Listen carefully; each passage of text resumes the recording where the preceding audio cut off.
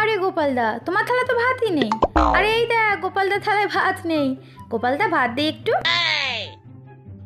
ঠিক আছে, দাও। আরে শিগগির যা ভাতটা নিয়ে আয়। কি বলছিস? ভাত নেই। खत्म। ভাত নেই, ভাত নেই। আচ্ছা ঠিক আছে, যা যা যা নিয়ে আয়। ভাত আনতে গেছে। তোমার শরীর যেন খারাপ ছিল, সেদিনে শুনলাম। ও, তেমন কিছু হয়নি আমার। ও আচ্ছা আচ্ছা, আমার খুব শরীর খারাপ হয়েছিল সেদিনে। আর বলো না, ওই যে গ্যাস, অ্যাসিডিটি, হার্ট অ্যাটাকের মতো অবস্থা। কিভাবে বাঁচলাম সে আমি নিজেই জানি।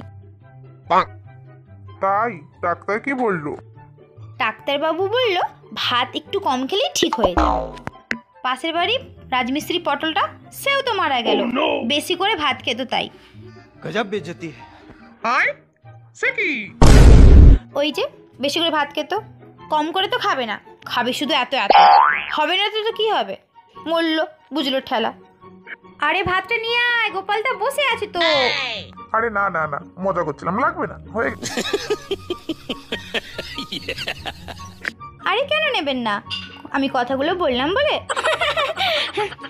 আরে ছেড়ে দে, গোপালদা ভাত নেবে না বলছে। গোপালদা এখন স্বাস্থ্য সচেতন হয়ে গেছে, হওয়াটাই দরকার। যা দিনকাল পড়েছে বাবা। হ্যাঁ হ্যাঁ, হওয়াটাই দরকার।